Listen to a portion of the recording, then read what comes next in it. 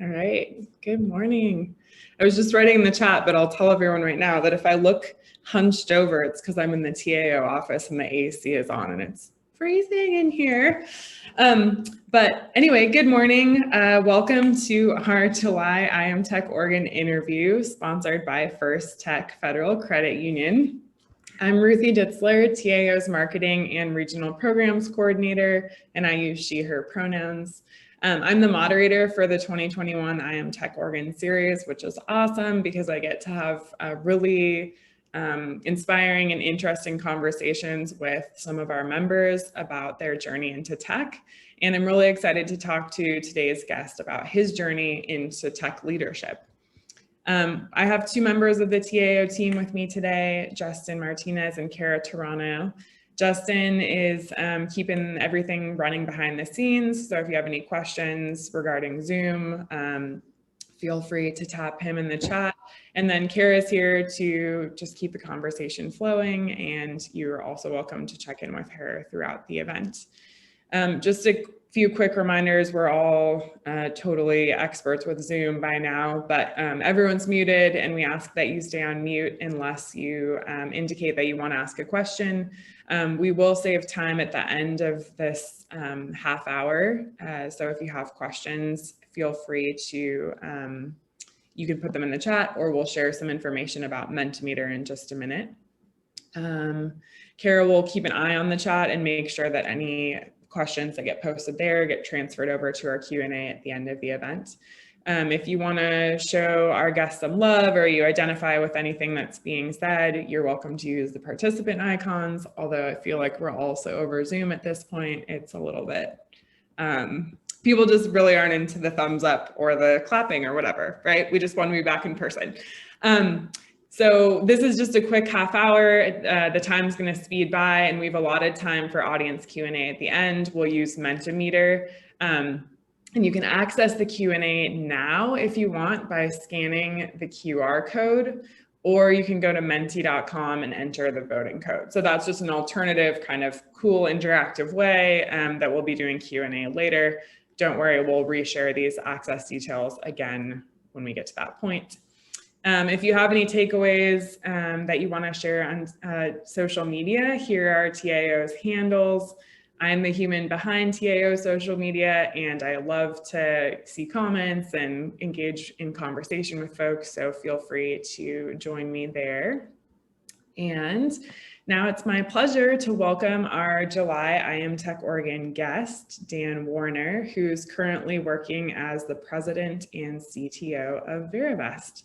So welcome, Dan. Thanks for being here today. Thanks, Ruthie. It's great to be here. Awesome.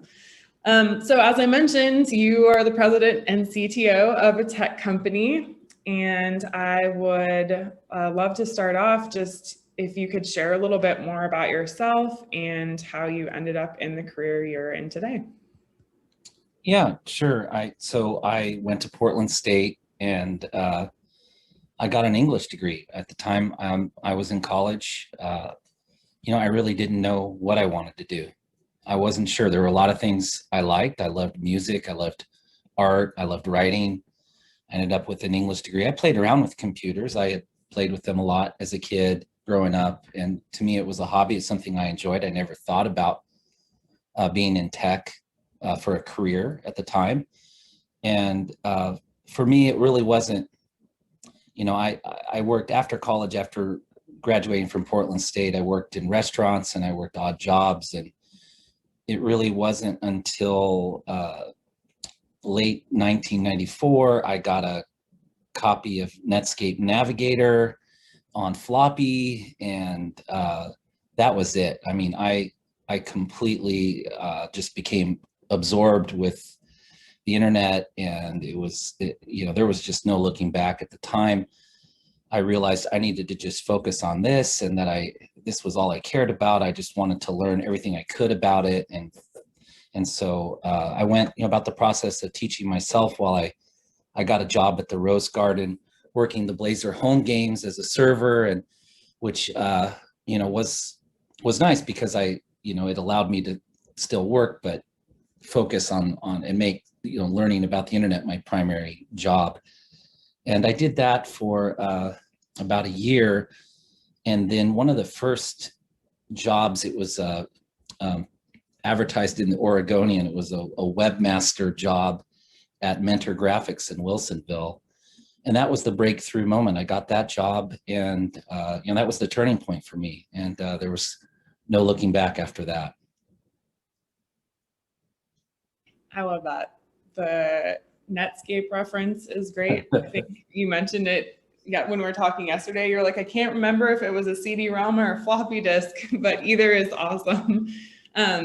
And just also, you're clearly a local Portlander, all of these references. So it's really great to have someone who's been part of the community for a long time. So yeah, sounds like you found your thing, and then just that was your pivot, and you dedicated yourself from that moment on to a career in tech.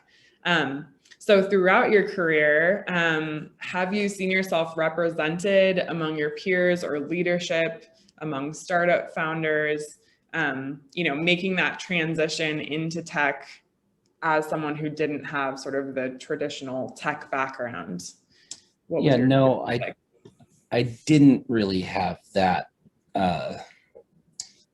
any role models like that. I would say most people did at that time had a tech background or a CS degree. And, I would say it certainly had an impact on me early on. I probably felt like, I probably had something like imposter syndrome or something like that, where I felt that, I didn't have that background in data structures and algorithms. I didn't get that that training, and so everything I learned was self-taught, and I felt like I was, everything was so new at the time, but at the same time, I felt like I had maybe, be having an English degree and being down this route that, what was I doing, in this space, other than the fact that I loved the space and I was very passionate about it. Aside from that, it definitely was challenging. There weren't a lot of role models at the time. Mm-hmm.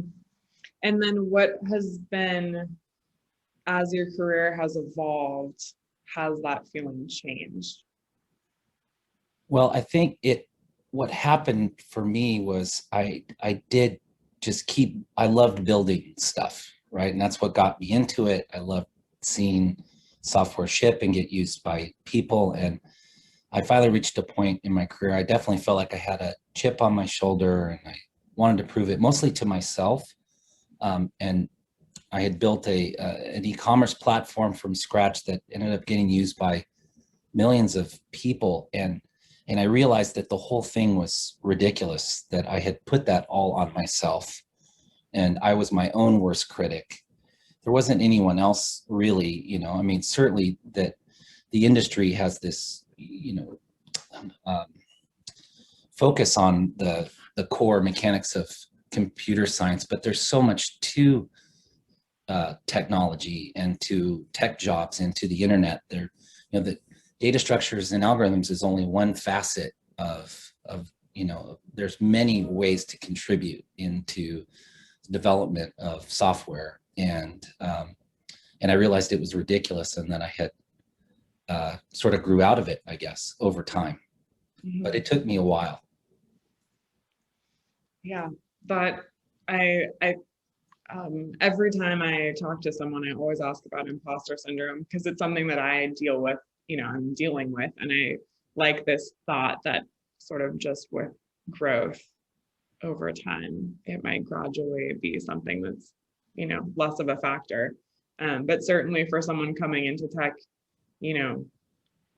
with an English degree, like you were saying, there are realizing too that there are so many different roles and skills that are needed in the tech industry, that aren't just what you get from studying computer science in college. That's right. And there's so many opportunities to jump into tech. Yeah, the internet, Netscape coming out was a huge disruption. It wasn't like there were a ton of people with experience in web development at that time. So, that isn't the only, there's many disruptions that have occurred, right?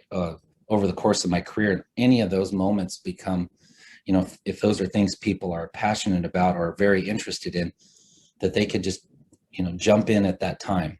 That those opportunities occur, really through technology's evolution and disruption, and shouldn't preclude anyone just because they don't have the formal training or background. Mhm. Yeah, that's a great point.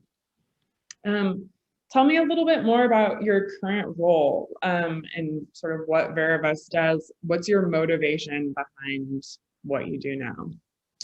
So my personal motivation is I'm really interested in the democratization of real estate investing. There's this ongoing problem where, it started, at least in Oregon, Oregon had exclusionary laws that prevented Blacks and Asians from owning real estate in Oregon. And you think about the effects of that over time. Real estate is the leading cause of wealth creation in the United States, and generational wealth as well comes from real estate. And so as real estate continues to become more and more inaccessible for people, with rising costs, it becomes very difficult to jump in to the space. And I see that gap increasing. I personally think that that's an issue that needs to be solved. People shouldn't have, non-accredited investors should have more options than just the public stock market, which can feel like a casino at times with things like GameStop and going on, or, we're allowed to buy lottery tickets, but, we can't invest in real estate as a non-accredited investor. There's a few exceptions, but it's not there's no clear path for that. And I think at Verivest, what attracted me to the idea is Verivest is bringing transparency and trust to real estate investing, which is needed in order to facilitate an environment where retail investors can feel confident that the information that they're seeing about a real estate investment is factual, that there's an independent third party. Think of it like a sort of Carfax report for real estate investing. Prior to buying a used car, we'd have to become an expert at looking at a used car and figuring out if it had been in an accident, or, if there was something wrong with it. Carfax came along and said, hey, we're not incentivized to sell you a car. We're incentivized to report on the information about that car. And that's essentially what Verivest is doing. That's the starting point. And I think once you have an environment where you have trust in what you're looking at is a factual investment, and then the ongoing monitoring of that real estate investment. I like to use the Breaking Bad analogy for that. You start out as a chemistry teacher, high school chemistry teacher, and then you get cancer and you have these medical bills piling up, and the next thing you know, you're Pablo Escobar. So too with real estate investments. Nobody necessarily starts out with the intent of fraud, but bad things happen, and without any sort of monitoring of what's going on that investment while your money's there, it creates an opportunity for fraud. So that's been my motivation, and that's a little bit about what's going on at Verivest and what drew me into it. That's the whole idea of making real estate more equitable. It seems like the hardest thing to break into, and it's like this huge money-making opportunity. So I really admire that mission behind what Verivest does. What about looking back over your career? Is there anything in particular, like what's been like your favorite phase or your favorite thing about your career so far? Well, I've really enjoyed that I got to work with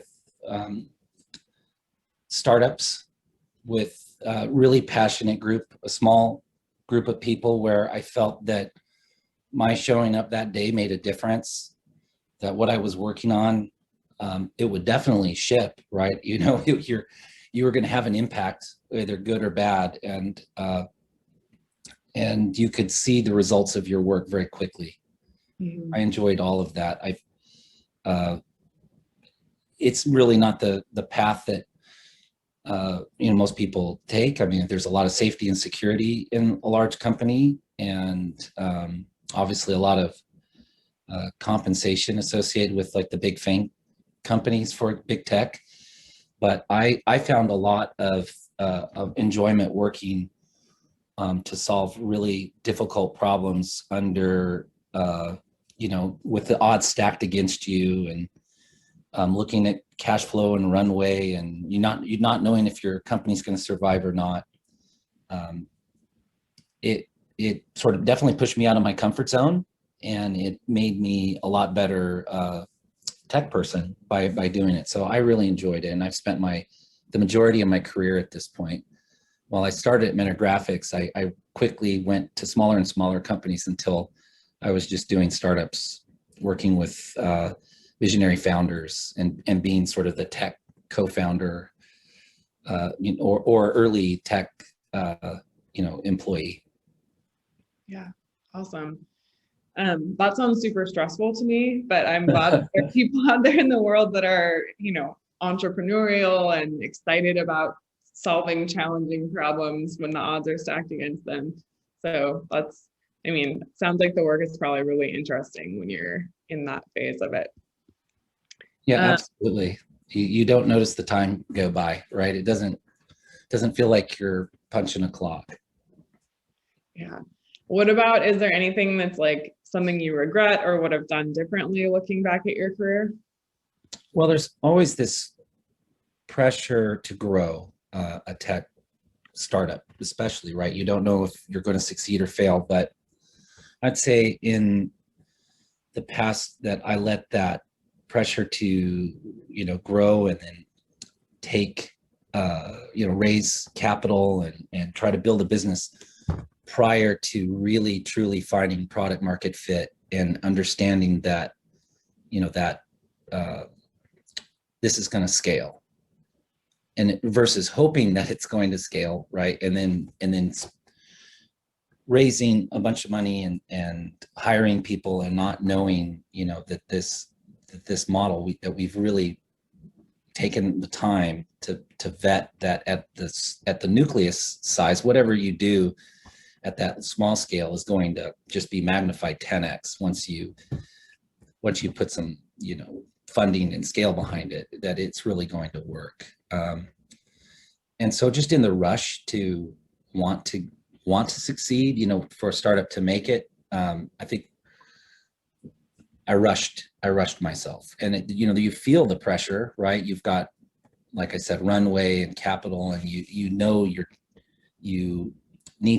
don't have all the time in the world, but you can also just sort of take a deep breath and say, like, okay, wait, I'm just going to take a moment here and make sure that I'm doing the right thing. And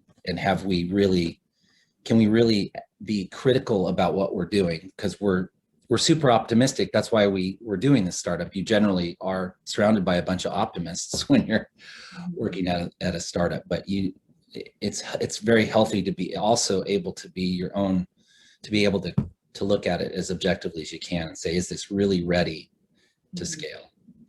Yeah. Awesome. Thanks for that.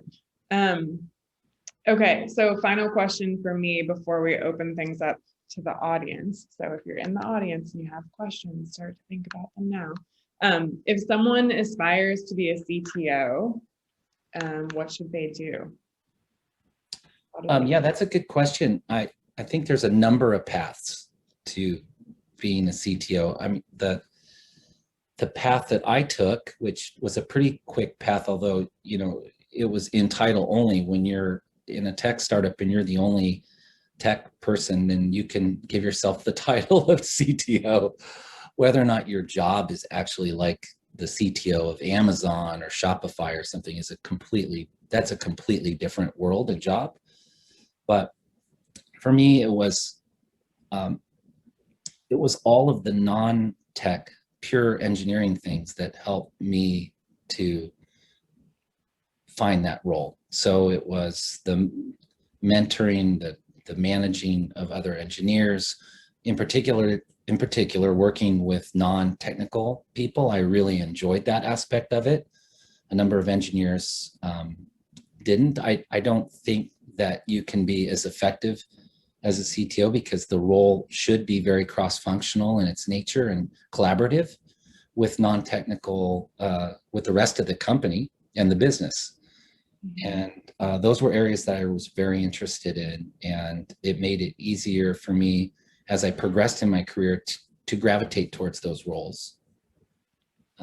And that was the path that I took and worked for me. Great. All right. So that was my last question for Dan. So I think now Justin's going to switch us over to Mentimeter, and we have some questions already in the queue. So the first one is, what was it about Netscape and that floppy disk that you got that was such a draw to you? It made you change your life forever. Yeah, no, that's a great question. So the part I glossed over was just childhood. I worked on, the precursor to the internet was the BBS systems, and they were you could use ASCII art as sort of a way to create a graphical user interface, though primarily they were text-based and used for things like stock trading and business stuff. But as a kid, that wasn't very exciting. And what we would do is we would make ASCII art out of text. And immediately once I saw that you could actually have a graphical user interface to me, it was the next generation of the bulletin board. Mm-hmm. So as soon as I saw that, I knew that was what I had hoped, that when I had first gotten into BBS is what I had hoped for it to be. But as it turned out, at that time, it was only, a very small subsegment of nerds that would be on there. And, there were very few people on there, so it wasn't very exciting. So I could tell as soon as I saw the graphical interface of Netscape that it was going to work. Awesome. I love that. It's like you mentioned that you have so many varied interests, right? And then in college, you were really interested in music and in art, and so that seems like that's the connection for you there, is all of a sudden seeing the side of the internet that's like incorporating more of that potentially. Yeah, it was really boring back then. I mean, you would go into the library and you could write an email to somebody. I mean, that was it. Yeah. That was the only interaction. I mean, by boring, the only sort of social things you could do. Mm-hmm. Yeah, how the tables have turned. All right, what was the learning curve like as someone who is self-taught, and what were the challenges that came from that? Well, the learning curve was really steep. It was really bad. I'm not gonna lie. Like I said, I only worked the Blazer home games. I mean, the rest of which were only like whatever 40 something games a year, right? The rest of the time I was trying to figure it out. And I would go to Pal's books at the time, but the books were really lagged behind the tech at the time. And so a lot of it was just from getting online and digging through what information I could find. And that was really, really challenging. And I don't think it's any less. I mean, there's so much more available now. Mm-hmm. Code schools, just online tutorials and all those sort of things. But I think the challenge is now is there's so much different stuff out there. It's a very different scenario where you have too much stuff, and what's the relevant stuff? What's the latest, and is this dated, and how can you tell? Like, there's almost too much now. But at the time, it was just, there was a lack of it. So either way, it's still a challenge. And, the learning curve is real. And I just kept, and I would start with the most basic thing. I would make the most pathetic little program, right? And that would delight me, right? And then I would set the bar slightly higher. I'm like, okay, I need to be able to make something a little better than that. And then, you know, it just kept going on and on.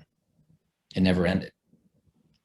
I admire your persistence and, you know, just knowing that you were so interested in something that it was worth your time to get those skills. It's awesome.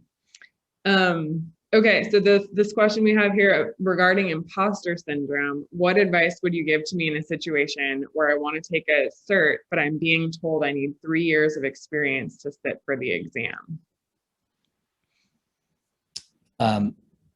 So it sounds like the exam and the cert are important to that to the industry, and maybe even a requirement. Even if you learned it in 6 weeks, you still have to jump through the hoops if that's some legal requirement. I don't. It may seem ridiculous, and maybe it is, but unless I'm missing something, it sounds like if you have to take this cert, oh, it's not required. Okay, then yeah, if it's not required, then I mean, a lot of these things are best practices, right? I mean, I'm not saying it's a bad idea to go get a CS degree. I think it's a great idea, but in my case, I didn't know that I should get one. And, but it hasn't stopped me from doing what I enjoy doing today. And so I would say the same for you, right? You don't have the cert, but if you understand what you're doing, then the cert's really just checking the boxes. If it's not a requirement, then yeah, you know, it's a best practice, but not a requirement, then it's a waste of time. I hear what you're saying though, Marty, about like just having something that makes you, I don't know, if you're new to something, having a certificate could make you feel like you have some cred going into the industry. Oh, it does. I mean, it does. Absolutely. I mean, it makes, and maybe, you know, other people that see it that way, but for you deep down, like, having that should it make you feel any better? If you understand what you're doing and you enjoy it, then that's what matters the most. Yeah. Okay, it looks like we have the final question. As you move up the hierarchy in a company, I am assuming you code less or not at all. What level does the coding stop? And as a tech professional, is it typically expected to move into a management position? I would say it's a choose your own adventure. I don't, and really, even in terms of pay scale, there are engineers that still code that make just as much, and if not more, than CTO roles. You shouldn't, I wouldn't set, the expectation really is set towards, there's different tracks. There's a track where, yes, there's a track where you go down the management track, and over time the coding stops, and or in a very large company, it would be expected to not happen at all. Like a Nike, you know, scale, for example. But in a small startup, no, I mean, everyone would be rolling up their sleeves and jumping into the tech at some level. So it really depends on the size of the company in that case. Yeah. For me, it hasn't ever stopped. There have been times when the startups I've worked on have reached sufficient scale where there's enough engineers on hand now that have jumped in that it no longer makes any sense. It's somebody has to stop and really make sure that we're building the right things, and that we're working in collaboration with all the other important functions in the company. Got it. All right. Well, those were some awesome questions, and we are all the way at the end of our half hour already. So thank you for your time, Dan, and thank you for answering our audience questions as well. I invite everyone here to join us next month for our I Am Tech Oregon event, which is going to feature Tiffany Tay, who's a designer at Supply. So registration for that event is live at techoregon.org/events. And we'll also send out a registration link with the feedback survey for today's event. Thank you all again for joining us. And I hope that you have a beautiful rest of your day. Thanks, Dan. Thanks, Ruthie. This has been fun.